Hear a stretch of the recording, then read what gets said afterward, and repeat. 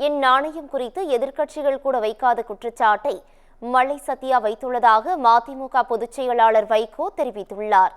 மதுபான ஆலையால் வைகோ குடும்பத்திற்கு கோடிக்கணக்கில் வருமானம் வருவதாக கூறிய மல்லை சத்யாவின் குற்றச்சாட்டிற்கு வைகோ விளக்கம் அளித்துள்ளார். இவ்வளவு நாள் பேசாத தலைவர் வைகோ அவர்கள் இப்பொழுது மதுவுக்கு எதிராக பேசுகிறார் என்று சொன்னால் திமுக ஆட்சிக்கு எதிராக இந்த நடைபயணத்தை மேற்கொள்கிறார் என்கின்ற ஒரு தோரணம் நிச்சயமாக உருவாகும். பத்திரிகைகள் இது குறித்து விவாதிக்கும். எனவே இது குறித்து நேரடியாக தலைவர் வைகோ அவர்கள் மாண்புமிகு தமிழ்நாடு முதலமைச்சரான தலைவர் தளபதி அவர்களை சந்தித்து இந்த மது குறித்து ஏதாவது ஒரு முடிவெடுங்கள் என்று கூட கோரிக்கை வைத்திருக்கலாம். ஏன் நடைபயணம் போகிறார் என்று சொன்னால் கரைந்து காணாமல் போயிருக்கின்ற மதிமுக இருக்கிறது என்பதை உலகத்துக்கு காட்டுவதற்காக நடைபயணத்தை தான் இப்பொழுது பணத்தை செலவு செய்து நடத்துகிறார் என்பது நாங்கள் எங்களுடைய பார்வையில் பார்க்கிறோம்.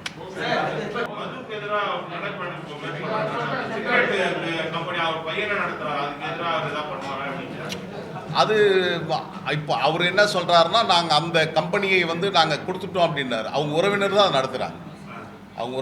நடத்துகிறாங்க. இப்பொழுது கூட அதுலேருந்து வருகின்ற வருமானங்கள்லாம் அவங்ககிட்ட தான் இருக்குது. அது கோடிக்கணக்கான வருமானங்கள் வருகிறது. அதனால்தான் இப்போது என் பொருட்டு இப்போ நீங்கள் கேட்டீங்களே அரசியல் நடத்துறதுக்கு எங்கேருந்து பணம் வந்ததுன்னு இப்போ நீங்கள் கேட்குற மாதிரி அவர் காஞ்சிபுரம், நாங்கள் செங்கல்பட்டு மாவட்டத்தில் இருக்கிறோம். செங்கல்பட்டு மாவட்டத்திலேயே எனக்கு தெரிஞ்சு ஒரு 250 கோடி ரூபாய்க்கு அவங்களுக்கு சொத்து இருக்குது. ஹிரானந்தினியில் ஒரு மிகப்பெரிய அடுக்குமாடி குடியிருப்பு, பெரிய நட்சத்திர வெடி, ஏறக்குறைய அது ஒரு 5 கோடிக்கு மேலே அப்பொழுதே வாங்கியிருக்கிறாங்க. இப்போ அங்கேருந்து 3வது கிலோமீட்டரில் ஒரு பெரிய அரண்மனை, 10 கிரவுண்டில் ஒரு கிரவுண்டு 1.5 கோடி ரூபா. அப்படின்னா என்னாச்சுன்னு பாருங்கள், 10 கிரவுண்டு 15 கோடி ரூபாயில் 5 கோடி ரூபாய்க்கு பெருமானளவு ஒரு அரண்மனை கட்டியிருக்கிறார். ஒரு அரசியல் தலைவன் என்று சொன்னால் அவருடைய கதவுகள், வீட்டின் கதவுகள் திறக்கப்பட்டிருக்கணும்னாரு. ஆனால் அவருடைய வீட்டை இப்போ போய் பாருங்கள், சுற்றி மின்வேலி அமைக்கப்பட்டு அந்த 10 ஏக்கருக்கும் பெரிய பாதுகாப்போடு செய்யப்பட்டு போன வாரம் பால் காட்சி நடந்திருக்குது. யாரும் அழைக்கலை, ஏன்னா அது வெளியே செய்தி வந்துடக்கூடாதுன்றதுக்காக. எனவே அவர் துறையை பொறுத்தவரை இந்த நிலைமையில் தான் அவங்க போயிட்டு இருக்காங்க. அது குறித்து காலம் வர பேசுவதற்கு நிறைய இருக்குது. இந்த கரங்கள் கரைபடியாத கரங்களாக என் ஜென்ம எதிரிகள் கூட என் நாணயத்தை பற்றி குறை சொல்ல முடியாது.